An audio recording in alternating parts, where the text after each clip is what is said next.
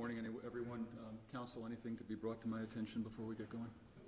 No, Judge. Jurors, good morning to you. Before we get to opening statements in this case, I'm going to speak with you for a few minutes, some reminders of some topics we've already discussed concerning your obligations.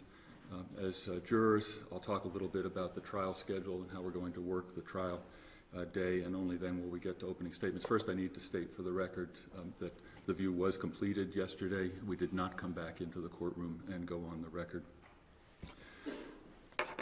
Jurors, a fundamental principle is that you keep an open mind throughout the course of this trial, that you base your decisions as to what the facts actually are on the evidence you receive during the trial, and apply my instructions of law to assist you in making those factual determinations. In order to keep an open mind and to base your decisions only on the evidence you receive during the trial, it is essential that you follow the following instructions. And again, you and I have already talked about these during the jury selection process. I revisit them now in full to stress how important they are. The first is that you not talk with anyone about your jury service, about the issues in this case, the people involved in this case, any evidence in this case. By anyone, I mean anyone at all. There is no exception to that. You may not talk between and among yourselves about the issues or the evidence in this case, for example, because if you were to do that, that might be considered deliberations, and you're only permitted to deliberate and decide this case after you have all of the evidence. You're required to consider each piece of evidence together with and in light of all the other evidence in the case. You can't do that until the evidence has been submitted. You may not talk with each other about this case to avoid even the possibility that you begin to deliberate this case before you have all of the evidence and my instructions of law. You may not talk with people close to you, friends, family, co-workers, about this case. You may not permit them to talk with you. And by talk, I mean any form of communication whatsoever. Oral communication, such as the way I'm talking to you now, but also any form of written or electronic communication. I urge you to be particularly cautious about electronic communication, social media. I'll use just two examples, Twitter and Facebook, both of which, and similar social media outlets. You don't know what's there until it comes in, and people who know that you're serving on a jury may feed you information. They may just be curious about jury service in general. Do whatever is necessary to avoid any contact with anyone who wants to talk to you or communicate with you about this case. Second, you need to avoid press coverage of this case, even the risk of exposure to any press coverage. Again, you'll base your decision on the evidence you receive during the course of this trial, not the views of a reporter, for example. You need to avoid even the potential for exposure. As I spoke with at least some of you about during jury selection, in New Hampshire we generally do not sequester our jurors, which would have meant that you'd be taken directly from jury selection and cut off from the world in a hotel room until the trial was over. We ask that you use best practice in return for not sequestering you, best practice to avoid even the risk of press coverage. Each of you during individual jury selection promised me that you would do best practice to avoid it. I now enjoin you to continue to use best practice to avoid even that risk. And finally, continue to avoid doing any kind of independent research concerning this case. You may, for example, be curious about the experience of these attorneys as they appear before you. You may not do any kind of search as to who they are. You may not do any independent research about the issues in this case. There may be technical terms used during the course of the trial. To the extent the law permits, those terms will be explained to you, either in the evidence or in my instructions of law. You may not research any legal terms, medical terms, or the like in a dictionary, encyclopedia, or online. Some other preliminary instructions. The attorneys, the people involved in this case, the witnesses, know not to have any contact with you jurors during the course of this trial. I give you the same instruction. It is possible, for example, that you may see people involved in this case down in the cafeteria at the lunch hour, coming and going from the courthouse, or even out and about during the course of your everyday lives outside of this courtroom. You may see people involved in this case as you do that. They know not to speak with you, not even to exchange pleasantries or pass the time of day. I give you the same instruction. If you think about it, you'll understand this. If you were seen, for example, chatting amiably with somebody involved in this case, in a checkout line at the supermarket, for example, somebody observing your conduct may get the wrong impression. They may think that you favor whoever that person is or the party that person represents. The way to avoid even the potential for that erroneous impression is to avoid any contact whatsoever. In the unlikely event that somebody approaches you and insists on talking about your jury service during the course of this trial, or insists on talking with you about the issues or evidence in this case, your obligation is to do whatever you can to avoid it and then report the incident directly to me in the courtroom or through your bailiff.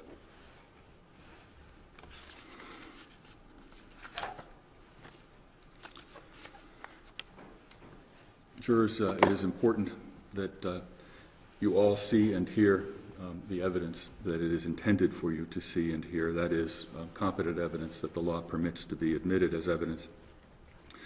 During the view, I urged you to move around as necessary to see what it was the attorneys were asking you to observe.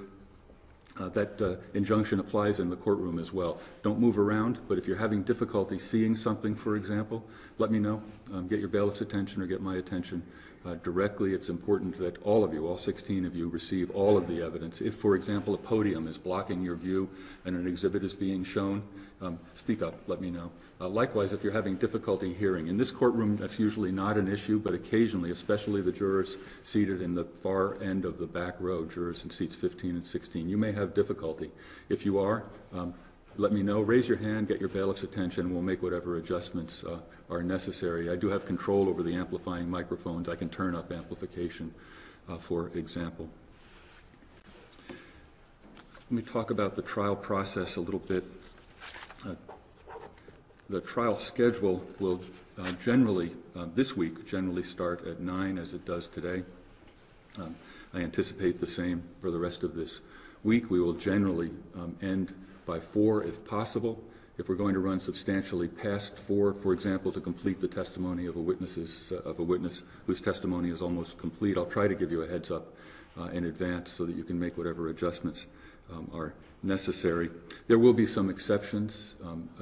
I do have other obligations. For example, I do serve on some committees concerning the administration of justice. Most of those I've put aside during the course of this trial, but some are unavoidable. The first comes up this week at 3 o'clock, and at 3 o'clock we'll be ending the trial day in the courtroom on Friday. Otherwise, the rest of this week, plan on entering around 4. During the course of the trial day, the response that the other party makes in open court that is in front of you will likewise be very brief, just enough so that the nature of the objection and response can easily be understood. I may rule in open court if I understand the objection and am prepared to make a ruling of law, and if so, I will either sustain or overrule an objection. If I sustain an objection, then my determination as a matter of law is that the objection is properly put. The evidence will not be admitted. The implication for you is that you may not guess or speculate about what that evidence might have been. It is not competent evidence in the case as a matter of law. If I overrule the objection, then the evidence may be admitted. In that case, you may consider the evidence, but you cannot give it any special consideration simply because there was an objection to it, which was overruled. Jurors, if you have ever served on a jury, this term of service, any term of service, this court, elsewhere, you need to set that aside. I assume that all of you have had exposure to the jury trial process, even if you've never served on a jury before, through popular media, works of nonfiction, films. You need to set that aside as well. You'll base your decisions in this case on the evidence you receive here during this trial and on my instructions of law. You'll use your own common sense in doing that. But to the extent that you have any impression about the jury trial process, any impression about what law may apply to this case, set those aside and pay attention to the evidence during the course of the trial and to my instructions of law during the trial and at the close as I give you a complete set of instructions. Jurors, before we get to evidence in the courtroom, I remind you that you already have some evidence in this case, your observations on the view In that regard, I remind you again that what the attorneys said during their preview statements and what the attorneys said out on the view is not evidence, but your observations on the view does constitute evidence equal to any other evidence you received during the course of this case. During the testimonial portion of this case here in the courtroom, I will permit you to take notes if you wish. Before we get to the testimonial portion of the case, I'll explain the note-taking process to you so that you can decide whether you wish to take any notes at all, and if you do, how you wish to take those notes. That I will address with you before we get to the testimonial portion of this case. Counsel, I'm about to turn things over to you for your opening statements. Anything that I've missed in my preliminary instructions that you'd like me to cover? No, thank you. All set. Let me talk about opening statements then, jurors. Opening statements are not evidence. The attorneys are permitted, however, to refer in their opening statements to what they believe the evidence will be during the course of the trial. I stress that what they say is not evidence. You have some evidence on the view. You will not have any more evidence until we actually have our first witness sworn and providing testimony here in the courtroom. Opening statements are also not argument. You already have, I'm sure, some flavor for the point of view of the parties in this case from jury selection process and from the preview statements yesterday. It is permissible in their opening statements to give you a continued flavor for the point of view of the party the attorney is representing, but they will not be arguing their cases to you. What they're doing is giving you a sort of a roadmap, a flowchart from the point of view of the party represented about where the case is expected to go, believed to go from the point of view of that party, so that you have some context as you begin to receive more evidence during the course of this case. The attorneys are allowed 1 hour each for their opening statements. They don't have to use the hour, but it is there if they wish to use it. My anticipation is that after we hear the first opening statement, we'll take a short break so that you can stay refreshed and focused when you come in and hear the second opening statement, then another break before you actually start to receive more evidence in this case. As to who goes first, who goes second in the opening statements, easily resolved by the burden of proof. The state bears the only burden in this case, that burden being beyond a reasonable doubt as to each part or element of each charge. With that substantive burden goes the procedural right to make the first opening statement. Who will it be? Attorney Hinckley?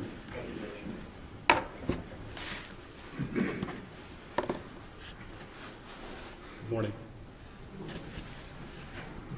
This is his victim, the young woman who he murdered and raped, 19-year-old Elizabeth Marriott. She told him no. She rejected his advances, but he would not accept that. He would not allow that. No one rejected him, not in his home and in front of his woman. He would not be denied. So he took what he wanted. He attacked, he raped, and he murdered. Without warning beforehand, with absolutely no mercy during, and with absolutely no remorse afterwards.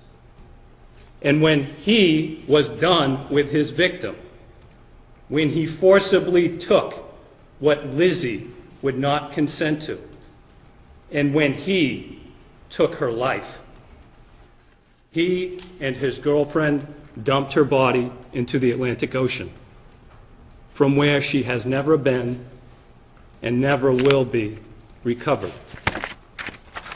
And then the defendant continued to work to conceal his rape and murder. He plotted to attack his victim again in death, to lie about her and to lie about what he did to her, to accuse her and blame her for the horrific, vicious crimes that he committed against her. This is a case of deliberate rape, of deliberate, purposeful, and cold-blooded murder. and of equally deliberate cover-up, not of consent, not of accident. He committed despicable crimes against his victim.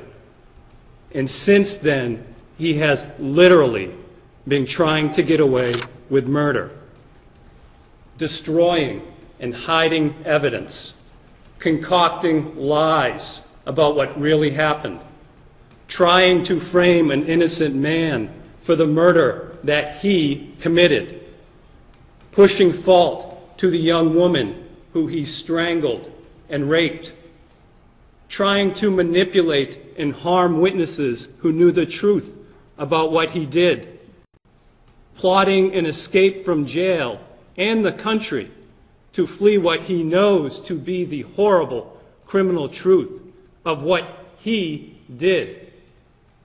He is guilty of all of this. He is responsible for all of this. And here's how we will prove his guilt of everything. And we'll start with his victim. The young woman who the defendant raped, murdered, Elizabeth Marriott, known as Lizzie to her many friends and to her family. In the fall of 2012, Lizzie was attending the University of New Hampshire, her first semester there, and she was studying hard to become a marine biologist. And she also worked part-time at a Target department store in New Hampshire as well. Lizzie lived in Massachusetts with her loving family, but during the week, she lived with other family members in Chester, New Hampshire, which was closer to the Durham campus of the University of New Hampshire. Lizzie was friendly. She was goofy, as you'll all hear and see. She was also personable, and she was trusting. All qualities that the defendant exploited and used against her. In October of 2012, Lizzie was happy and she was in good spirits. But because of Lizzie's busy work schedule, because of her busy school schedule, and because she was a commuter student and had just started up at the University of New Hampshire, she didn't have many friends away from Massachusetts. So when a former coworker from Target started up a friendship,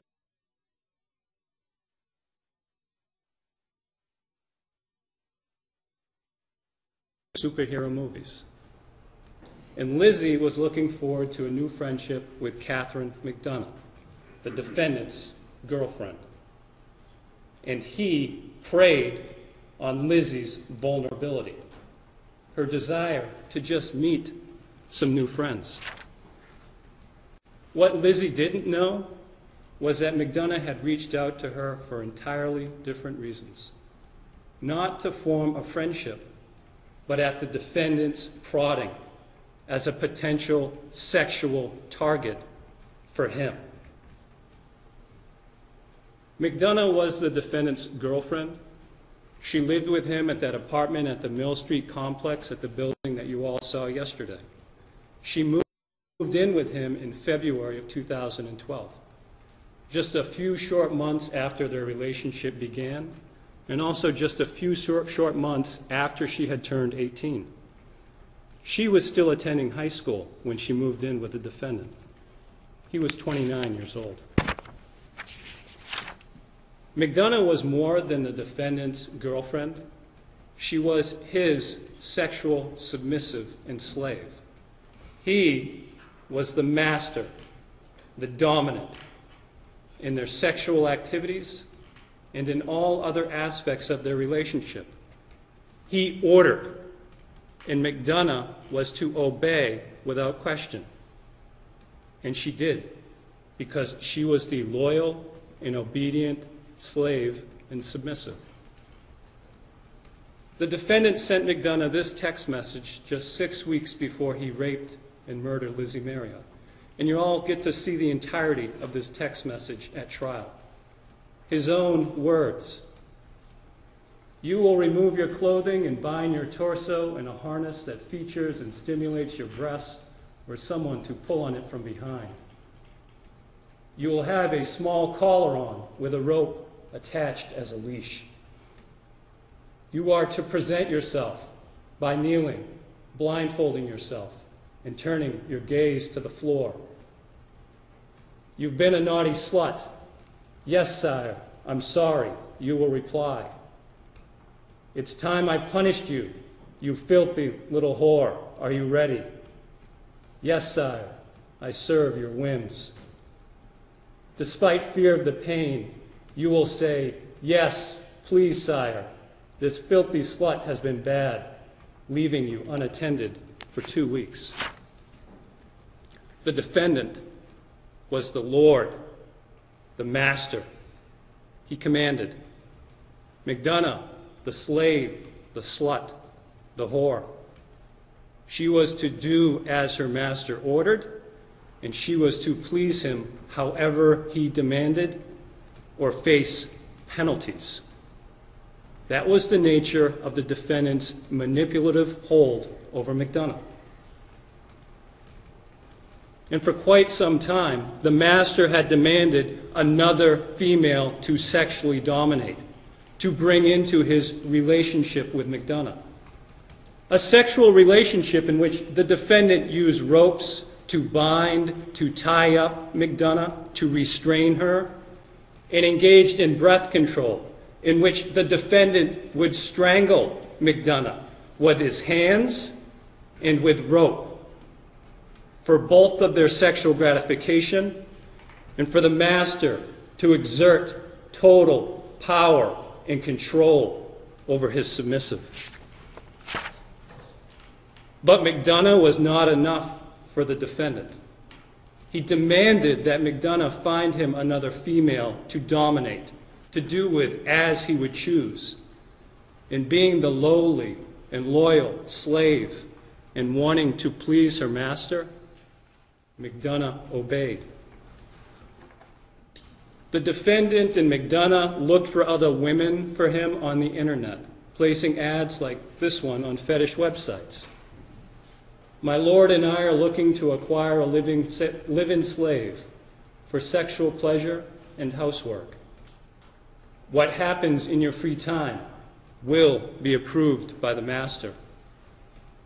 But the defendant and McDonough were unsuccessful in their search on the internet, and they looked elsewhere. They turned their attention towards their jobs. The defendant at customers, and McDonough at co-workers. By the fall of 2012, excuse me, the defendant's demands for another woman to sexually dominate intensified. He grew impatient with McDonough. Late that summer, right after McDonough had graduated from high school, she got the defendant's permission to attend a theater camp. She had to get his permission to attend. That's the way their relationship worked. In exchange for the defendant allowing McDonough to attend that theater camp, she was to provide him with a sexual playmate for him to use in her absence. But McDonough wasn't able to fulfill the defendant's demand. McDonough had failed her master, and the defendant was angry. He demanded another female to dominate. And he, the master, was not to be denied. The defendant was upset over McDonough's failure to recruit another female slave or submissive. On August 25th of 2012, the defendant sent McDonough a text message, the one I just showed to you earlier, where he described himself as Lord and Master and described McDonough as slave and slut and whore. In that text message, the defendant set forth the prices, the punishment for McDonough for her failure to find him another sexual playmate, another female to dominate. The first price that McDonough would pay, she would do everything that her master demanded of her sexually. And she did. Not sexual role play, not fantasy, punishment, and a cold reminder of who was in charge and who was to obey and serve.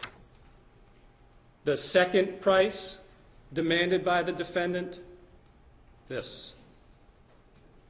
The second price is this: you choose a friend, any of yours will do, and you offer her to me, that I may do anything I wish with her, while you watch and assist in any way I might command you to do so. Ideally, this friend watches your punishment and helps, but I'll settle for someone who I interact with directly while you watch. I think it would be fitting if the first thing you saw me do when you got back is pleasure one of your friends until they died of orgasms, and only then turn my brutal attention to you. This was not a display of love, a display of affection, or agreed upon sexual fetishism. This case is not a romanticized, fictionalized novel like some of you may have read for entertainment. This was the exercise of power and control, and a clear expression of intent to do very wrong in the very near future, voiced by a 30-year-old dominant to his much younger submissive, who he began to control and groom when she was only 17 years old. The defendant would sexually exploit and dominate a friend of McDonough's. The defendant would do whatever he wanted to do to McDonough's friend, while McDonough watched and did whatever he commanded her to do so, like the obedient slave that she was. The defendant sent this text message just 6 weeks before he strangled and raped Lizzie Marriott. McDonough paid the first price that the defendant demanded in this text message. Lizzie paid the second price. This text message gives you a window into the mind of a man who could and did rape and murder when told no. This man right here. And it also defines and describes in his very own words his manipulative, controlling relationship over McDonough. When McDonough returned from theater camp, she obeyed. She stepped up her efforts to do what the defendant ordered and to find him another female to sexually dominate. And she turned those efforts to a friend, a former co-worker, who had been friendly towards her, the victim here, Lizzie Marriott. McDonough invited Lizzie over to watch a movie, and Lizzie accepted. Remember, Lizzie, friendly, personable, and trusting. Just a young woman looking for some new friends. She had no idea what the defendant had planned for her. On October 2nd of 2012, a week before Lizzie's rape and murder, she went to the Mill Street apartment where McDonough was living with the defendant. And Lizzie and McDonough watched a movie. And that is all that they did. Towards the end of Lizzie's visit, the defendant came home. And he was with Lizzie for only a short period. And when Lizzie left, the defendant talked about her with McDonough. He began to plot further. He, the master, liked what he saw. Lizzie was young. She was attractive. She was what he had been looking for and what he had been demanding. Even though the defendant barely knew Lizzie, even though Lizzie showed no romantic or sexual interest, he targeted her as the submissive who he and McDonough had been actively searching for. Lizzie would become the new play toy that he had been more and more insistent on obtaining. and Lizzie would submit to the master one way or another. So Lizzie was misled and lied to and lured over by an invitation to hang out with friends. She agreed to meet with the defendant and McDonough on October 9th of 2012, again at the apartment at Mill Street. And Lizzie was looking forward to it. She thought that she had made some new friends. She didn't. His plans for her were far, far different. The defendant and McDonough schemed about how they could attempt to seduce Lizzie romantically and exploit her sexually. And the master, he demanded results this time. The defendant directed McDonough how to be seductive, ordering her to dress more sexually, telling her to flirt with Lizzie when Lizzie came over. The defendant devised a plan to ease into sexual matters by suggesting a game of strip poker. But seduction and exploitation of Lizzie Marriott was not all that was on the defendant's mind for the evening of October 9th of 2012. He and McDonough also invited over a friend of McDonough's and that friend's boyfriend. McDonough's friend was into the dominant sexual lifestyle as well, and that friend was hoping to introduce her boyfriend to it. And the defendant and McDonough were more than willing to show. They planned a sexual demonstration, the defendant using ropes on McDonough to tie her up, to bind her, to restrain her, to control her. A demonstration of the master committing a sexual conquest of his slave and submissive in front of an audience. That's what was on the defendant's mind for the evening when his victim came over. Sex, domination, control, obedience, violence, with nothing more on her mind but a friendly get-together. During the day on October 9th, the defendant and McDonough exchanged text messages about their plans for the evening, both with Lizzie and the sexual demonstration afterwards.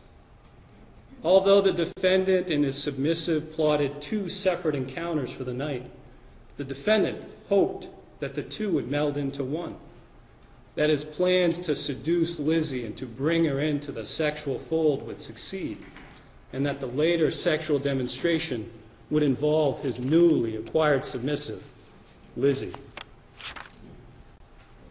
On October 9th, the defendant and McDonough led his unsuspecting victim into the trap.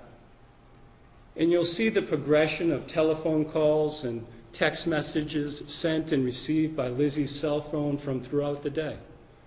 Initially in Chester, where she was living with her family members, to later in the day, to Durham, to UNH, where she was attending classes, to that evening, to the Dover area, the home of her rapist and murderer and his submissive. This text message is one of the last traces of Lizzie from that evening, finishing up with a little smiley face. Lizzie being happy, Lizzie being goofy, just like she had been throughout the day. When Lizzie arrived at Mill Street a little before 9 o'clock, both the defendant and McDonough were home. And soon into that visit, strip poker was jokingly suggested. And Lizzie agreed to that. And that is all that Lizzie agreed to. It was not sexual to Lizzie. It was a card game. It was goofy. They were joking and they were watching a comedy, a spoof movie, while they were playing this card game. And she was trusting.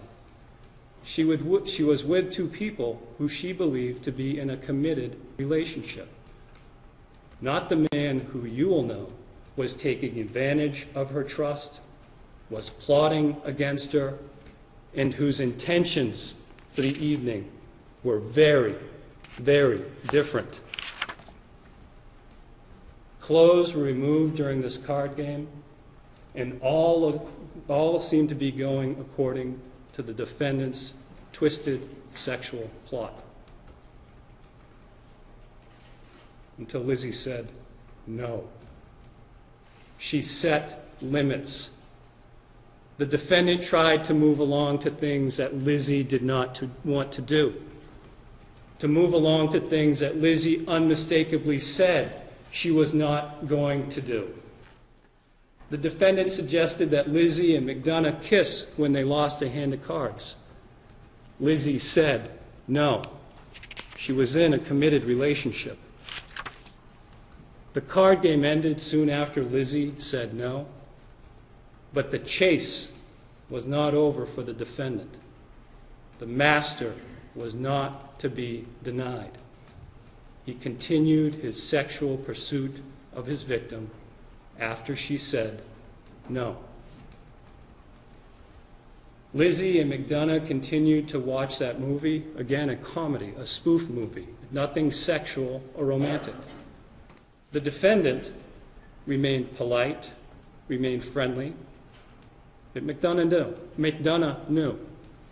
He was angry. He had been denied. And then he was denied again. McDonough's friend sent her a text message. She and her boyfriend had to cancel the plans for that evening. There would be no sexual exhibition for them that night. That is not what the defendant had planned. That's not what he wanted. So he pushed matters that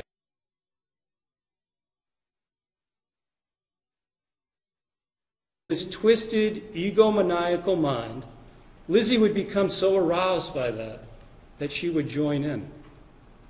And what the master wanted in his home, he got. Except Lizzie said no again.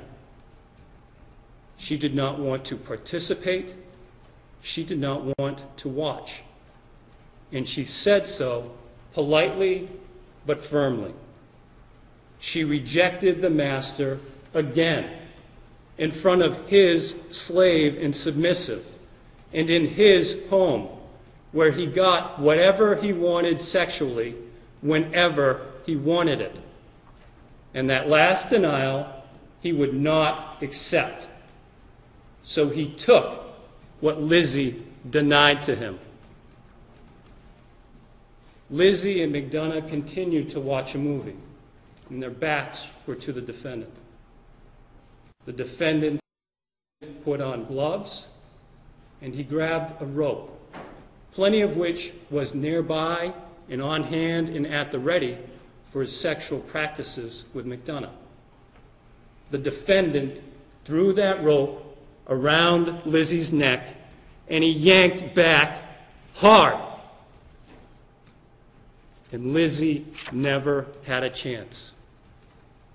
The defendant struck quick, he struck without warning, and he struck without any mercy whatsoever.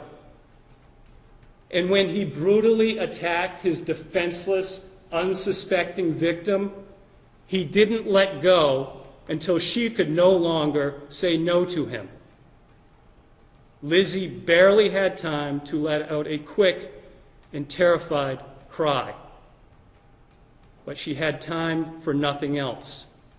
She couldn't fight the defendant off or even try to protect herself. The defendant choked her from behind with that rope for minutes until she could no longer deny him. He strangled Lizzie to unconsciousness, which took just seconds, and continued to strangle her for minutes after. And McDonough did absolutely nothing to stop him. She lived to obey and to please and to assist her master however he demanded and however he wanted and however she could. And so she did nothing to help Lizzie while the defendant attacked her. she remained the obedient and loyal slave. And when the defendant was done strangling Lizzie, when she could no longer say no to him, when she could no longer deny him, he raped her. He got on top of Lizzie. He pushed Lizzie's underwear aside. He inserted his penis into Lizzie, and he raped Lizzie, muttering insults to Lizzie under his breath while he did so, violating Lizzie's limp body until he ejaculated. And then he washed up and had McDonough hold the rope while he cleaned off nearby. Because in his mind, as he told McDonough, they were now in this together. And the submissive, the slave, did what the master commanded. The defendant also told McDonough to make a telephone call. Not to 911 for emergency personnel, for an ambulance. He knew what he'd done to to Lizzie, and that there was no helping Lizzie.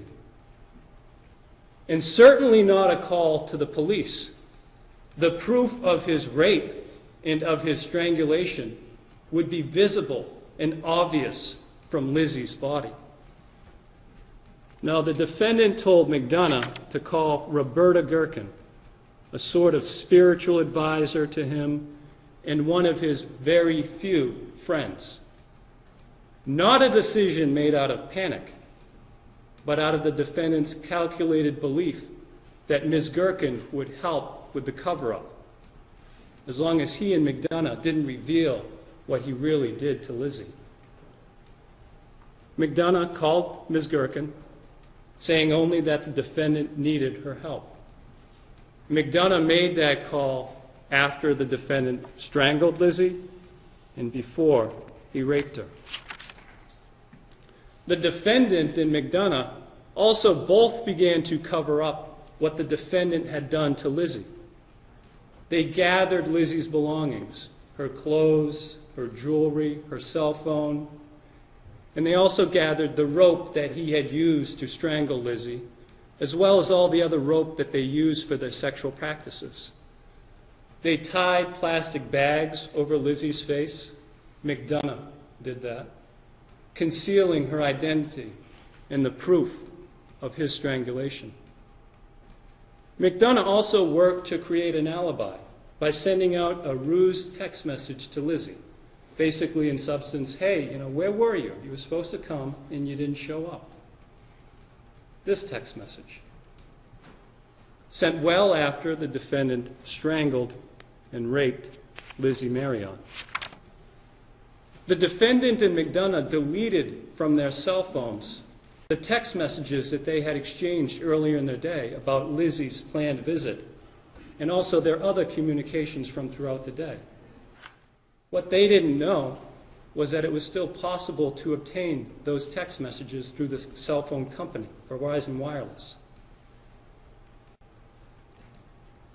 At a little past 11 o'clock on October 9th, Roberta Gherkin showed up along with, unexpectedly, her boyfriend, Paul Hickok. Neither one anticipated what they saw. The defendant and McDonough led them into the apartment, and there on the floor lay the body of a dead young woman. Ms. Gherkin and Mr. Hickok did not know who it was, but it was Lizzie, with bags tied over her head, naked except for the pair of panties that the defendant temporarily had pushed aside when he raped her. The defendant eventually ripped the bags off of Lizzie's face, and what stood out to both Mr. Hickok and Ms. Gherkin was the deep, extreme discoloration to Lizzie's swollen face and the mark around her neck, trauma caused by the defendant's violent act of strangulation. The defendant talked about getting rid of evidence, and he also began his series of lies as to what he did. He admitted, he confessed, that he went too far, but he claimed that he had blacked out and could not remember the details of what he had done to his victim. Ms. Gherkin and Mr. Hickok did not stay long. They left, with Mr. Hickok repeatedly telling the defendant, "Call the authorities, do the right thing." And they left and they went straight home. They didn't call the authorities. They thought that he would do the right thing. He didn't. He didn't before. He didn't afterwards. Everything that he did was calculated, deliberate, and criminal. Wrong in every sense of the word, including later trying to frame for his murder the man who had tried to get him to call the authorities, Paul Hickok. When Mr. Hickok and Ms. Gherkin left, the defendant and McDonough continued to cover up what the defendant had done to Lizzie. The defendant wrapped Lizzie's dead body in a tarp. The defendant, with McDonough's assistance, stuffed Lizzie's body into a suitcase, which they then taped shut. They located Lizzie's car in the parking lot, and together the defendant and McDonough loaded into that car Lizzie's concealed body in the suitcase, her belongings that they had gathered from the apartment, and the rope that they had gathered, the rope that he used to strangle her and that he used in his sexual practices with McDonough. And he and McDonough took off in Lizzie's car, with McDonough driving. And they drove from Dover to Portsmouth, using back roads that avoided the toll booths. They ultimately chose to go to Pierce Island, a place both of them were familiar with. By this time, it was around midnight of October 9th, going into the 10th. At Pierce Island, at such a late time of the hour, unlike yesterday, there was nobody around, and it was dark. It was the perfect place to get rid of evidence of the defendant's crimes, just like he had talked about, to make sure that nobody else saw what he did to his victim physically and sexually, to erase from existence the signs of rape and of murder by strangulation, signs that he knew would reveal any story about consent and accident to be the absolute lies that they were. The defendant and McDonough dragged Lizzie's body up that path that you all walked up yesterday to that sitting area on the cliff overlooking the Atlantic Ocean, the Piscataqua River. At one point, as they walked up the path, they removed Lizzie's body from the suitcase and dragged her up the hill. And they went to this point, and you can see the railing in the middle of the photograph, the railing that you all saw yesterday. The defendant dumped Lizzie's body over this railing, but instead of falling over the cliff into the water below, Lizzie's body just crumpled to the ground, where some of her hairs were left behind. The defendant then went to Lizzie's body, and the defendant pushed her over the cliff. But it was low tide, unlike this photograph, so Lizzie's body did not fall into the water. But the defendant and McDonough were persistent. They climbed to where Lizzie was. McDonough reached her first, and McDonough did push Lizzie into the water. And that's the last anyone saw and will see of Elizabeth Marriott. Her body has been lost forever to the sea, denied the basic dignity of being returned to all those who love her. Not an accident, not a mistake, not consensual, as intentional and deliberate and non-consensual as all that the defendant had done to Lizzie beforehand, from plotting to exploit her sexually, to lying to her and setting her up with a false invitation of friendship, to strangling her when she said no, and to raping her when she could no longer resist him. And as intentional and deliberate as all that the defendant and McDonough would continue to do to cover up for his crimes. The defendant and McDonough were far from done. They took Lizzie's car to a nearby hotel, the hotel that you all saw yesterday. And there, the defendant threw into a dumpster the suitcase that he had hidden Lizzie's body in. He took Lizzie's cell phone and her GPS, the one you mount on the windshield of a car, and he had McDonough run those devices over, destroying them. And then he and McDonough drove to the UNH campus. Along the way, as they crossed a bridge, the defendant tossed Lizzie's smashed phone and GPS into the water. When the defendant and McDonough reached UNH, they parked Lizzie's car in that lot on Mass Road that you all saw yesterday with the horse barns and horse stables nearby to make it look like Lizzie had never left campus. Although the defendant wore gloves throughout the evening, he wiped down the car with a towel to make sure that he didn't leave any fingerprints behind. And he didn't. But McDonough wasn't as careful, and she left behind a single fingerprint on one of the car door handles.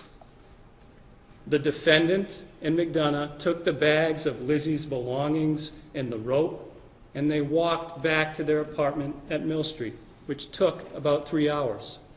And along the way, they tossed into various dumpsters and trash receptacles the bags of belongings and ropes that they carried with them. Again, deliberate, methodical, like his rape and his murder. When the defendant and McDonough returned home, their efforts to conceal what the defendant did to Lizzie continued. McDonough gathered together other items, including the clothes that she and the defendant wore when they went to Pierce Island, including his underwear, which was stained with his semen and with Lizzie's DNA as well, including the gloves that the defendant had used to get a hold of that rope when he strangled Lizzie from behind, and including a sweatshirt belonging to Lizzie that they had overlooked before when they gathered together her clothes and jewelry and cell phone. McDonough gathered together all these items and tossed them into the dumpster behind their building that you all saw yesterday, along with a bag of bathroom trash. The defendant and McDonough's efforts to destroy of evidence at Durham and at Portsmouth succeeded. So you will not get to see that evidence, including the body of the young woman who he raped and murdered. But the dumpster outside their building was not emptied before investigators could search it and recover from it what McDonough and the defendant had tried so hard to destroy and get rid of. And again, you'll see that evidence. The underwear with his and Lizzie's DNA. A used condom was also recovered with the defendant and McDonough's DNA, not Lizzie. He knew he didn't need to use a condom when he raped her. Also recovered, again, the gloves that he wore when he strangled Lizzie behind with the rope, and the sweatshirt that Lizzie's girlfriend had given her just a few days before her visit. The night when the defendant raped and murdered Lizzie Marriott, he and McDonough tried very hard to cover up what he did by destroying and hiding evidence of his crimes and of all traces that Lizzie had been to the apartment, including her body. And they succeeded in some, but not all of those efforts. But their conspiracy to hide the truth did not end there. There were his crimes and his and McDonough's cover-up afterwards. The defendant and McDonough talked about what to say when investigators inevitably would stop by and ask them if they knew where Lizzie was, if they could provide any help, any information. Their first false story, Lizzie never arrived. She and McDonough planned to meet, but Lizzie never came by the apartment. The defendant and McDonough both gave that lie when initially contacted by the police who were looking for Lizzie. And they also had a backup lie if they couldn't convince people that Lizzie never came over. A lie to shift the blame to Lizzie, who wasn't around to defend herself and to say what really happened, and whose body they'd made sure would not be found with the signs of rape and of murder by strangulation. The defendant and McDonough conspired to say that Lizzie died during a consensual sexual encounter gone bad, a lie that they didn't work on their specifics beforehand, as you'll see and hear. A lie that developed into a fantastical tale, the tale alluded to by defense counsel during jury selection, that Lizzie, who was in a committed and exclusive relationship, consented to dangerous and brutal sex with the defendant, who she barely knew, and with McDonough, who was a work acquaintance. That Lizzie willingly agreed to be tied in an elaborate sexual rope contraption, to have her body tightly bound in over a dozen places, to have a restrictive and choking noose placed around her neck, and to have her mouth gagged shut with duct tape, and to be strangled during this sudden and wholly unplanned and unintended threesome. The defendant choking, hitting, vaginally penetrating Lizzie, who was bound and gagged while McDonough sat on her face, and that Lizzie unexpectedly had a seizure and died. That is the false story that McDonough gave to the defendant's defense team shortly after his arrest for Lizzie's murder, which, as you now know, even in this lie, McDonough did not admit to causing Lizzie's death. Nor was the defendant just a mere bystander or just present or just a witness. He was an active participant in sex and in hitting and choking Lizzie when she couldn't say no. Regardless, that is not what happened. They were lies that McDonough gave to serve and protect her master, and lies that she also gave to save the man who she adored and cared for in her first real relationship. She was still the loyal and obedient slave, and she was also the naive and love-struck teenager who should have known and did know better, who the defendant made sure depended exclusively on him financially, emotionally, and in every other way. And she also believed that the defendant was protecting her by not revealing that she helped him with the cover-up efforts afterwards. These were all McDonough's very real motives for lying to help the man who raped and murdered Lizzie Marriott. Her motives were not acceptable or good in any sense of the word, but they were the reality of a relationship that the defendant dictated and shaped. And as you'll see for yourselves, the defendant worked on these lies after his arrest. He sent McDonough a detailed, revised version of their made-up story, with orders to memorize it and destroy it. 3 pages long, front and back. And she did destroy his planned lies, like he ordered her to. She ripped them to shreds. But she also kept those pieces, and investigators painstakingly have reassembled them for you. Sickening, graphic lies. This is just one of the 6 pages of his script, with directions to memorize and destroy. Memorize, make your own, but keep details, time frames consistent-ish, rip and flush, annihilate. with made-up dialogue. I seem surprised. You look to me to lead. Once in a while, it's called breath play. Why?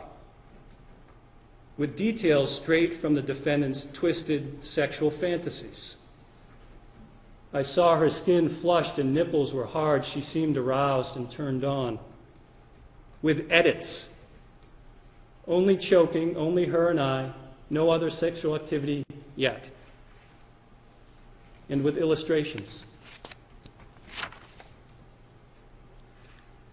As part of the defendant's plot, as he detailed in this letter, and this is a picture that he drew of somebody strangling Lizzie.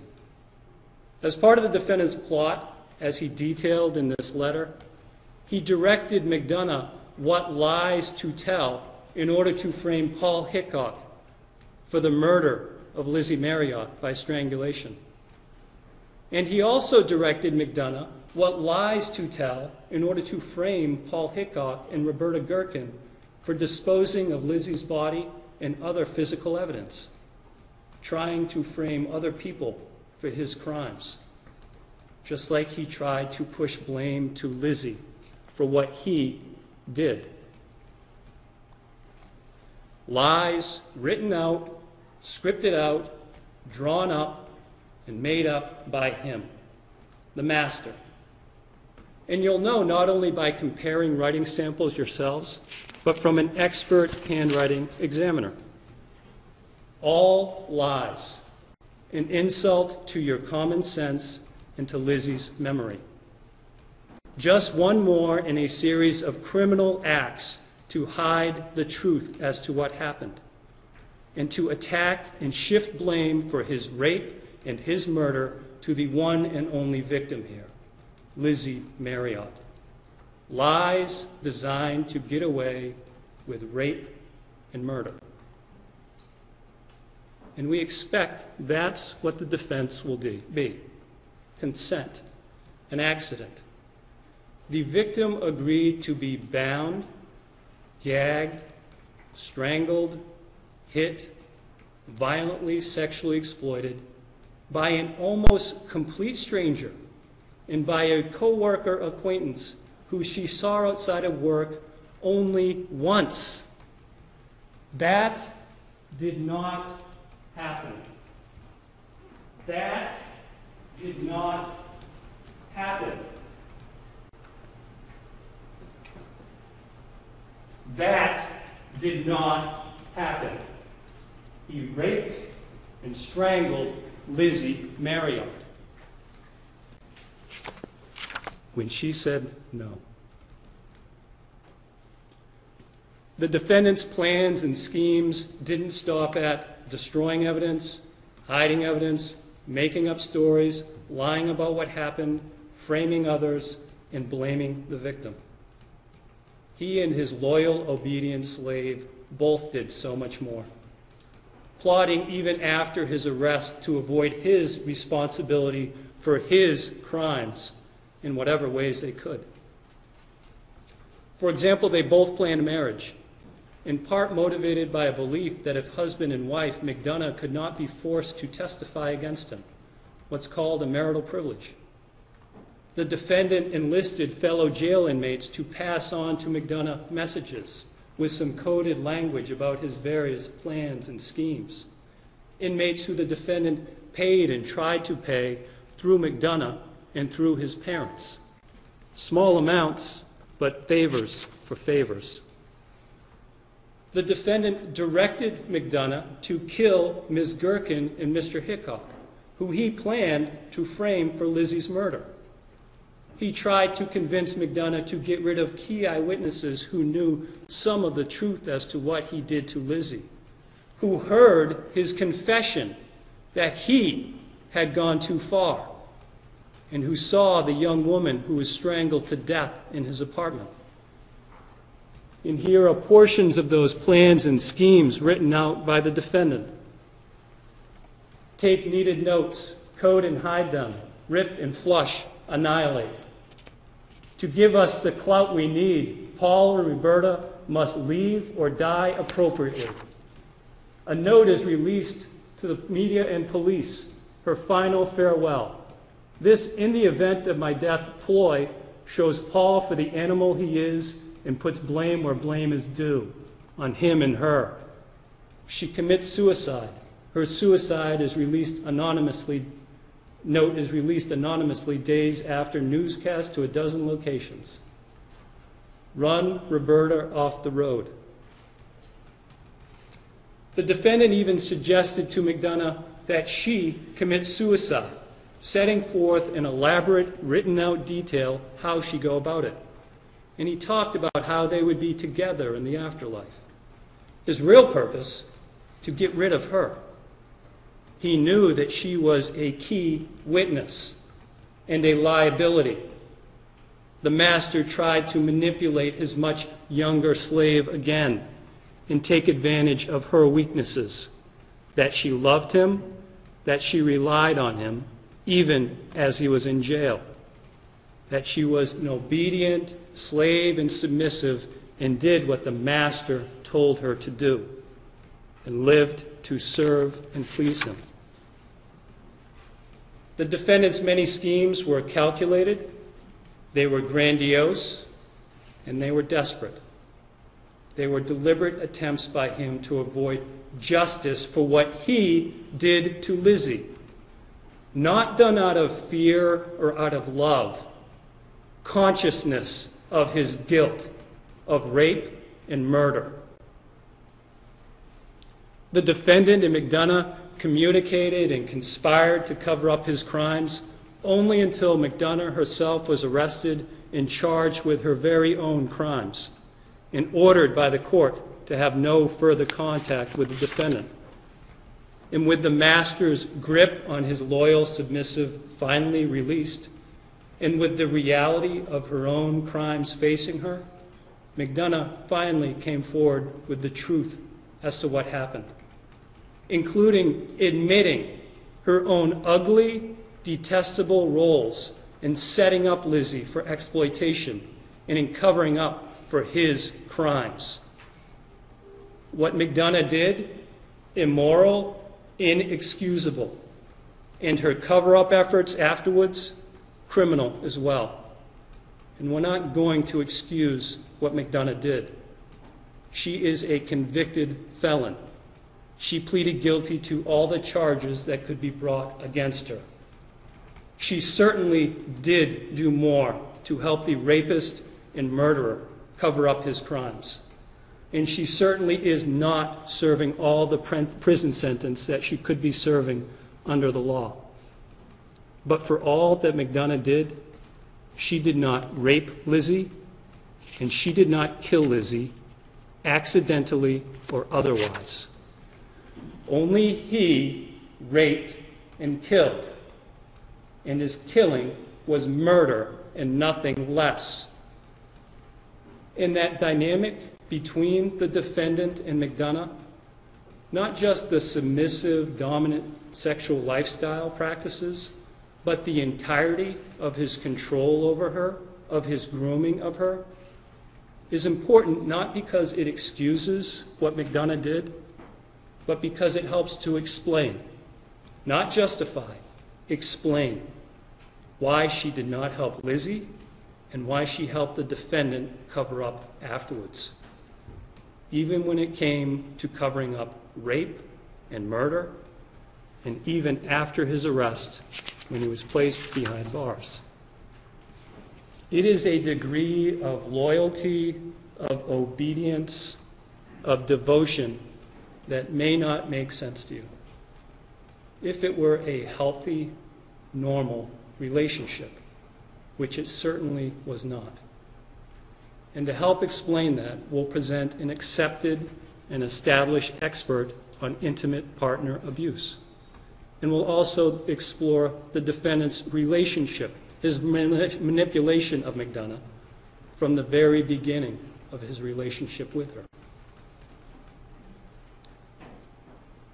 Before McDonough's arrest, the defendant plotted to run off to another country with her, a country that wouldn't allow the United States to send him back to face trial for his charges. And the defendant plotted an escape from jail as part of this planned flight from justice. And he recruited a cellmate, and he made grandiose plans of escape. Those plans, frankly, were far-fetched, but he took them seriously as his planned seduction and exploitation of Lizzie Marriott, as seriously as his detailed plans to shift blame to Lizzie herself for the violent sexual acts committed against her, and to shift blame to Paul Hickok for her murder by strangulation. The defendant passed letters along to McDonough through that recruited cellmate, and some of that correspondence detailed what the defendant wanted McDonough to bring and to gather when they fled the country: his prized possessions, ways to disguise their appearances and to hide their true identities, and other things of interest to him. A shopping list that included buy new and soon, blonde hair dye, blue non-script contacts, non-script glasses, all the cash we can carry, American and pertinent other currency, a Verizon smartphone, pay as you go, registered to a false Seabrook address of one Rachel or Oliver Queen, and of course, our favorite blindfold, the skimpy outfit we can never find. Counsel, a couple minutes to watch the clock. The defendant's numerous and repeated attempts to avoid responsibility for his crimes against Lizzie Marriott have failed. And he now stands before you to face what he has done and to face what justice demands.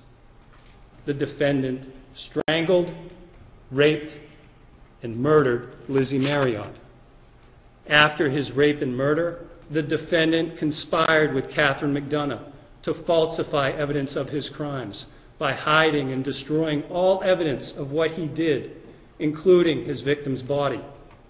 The defendant also conspired with Catherine McDonough to tamper with the witnesses to his crimes, from planned violence to concocting lies as to what happened, to framing Mr. Hickok for his murder, to blaming Lizzie and attacking her character.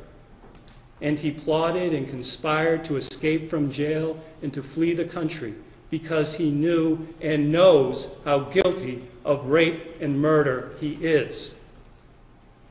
And at the end of the case, after you've heard all the evidence, my colleague Jeff Ward will have an opportunity to speak to you again during the closing argument. And at that time, on behalf of the state of New Hampshire and in the interest of justice, he will ask you to find the defendant guilty of his crimes and to hold him responsible for what he did to Elizabeth Marriott and for all that he has done to try to get away with it. Guilty of conspiracy to falsify evidence. Guilty of conspiracy to tamper with witnesses. And guilty of first-degree murder and nothing less for what he did to Lizzie Marriott, because he raped her, he murdered her, and she never consented. Those are not allegations. That's not the state's story. That is not attorney rhetoric or spin. That is what happened. And we will prove that to you beyond a reasonable doubt. Thank you. Thank you, Attorney Hinckley. Jurors, we will take a short break before I turn to the defense. I remind you now, as I will again, and I have before, what the attorneys say in their opening statements, and what you're shown during opening statements is not evidence. The only evidence you have so far is the evidence you received during your observations on the view. You'll have no more.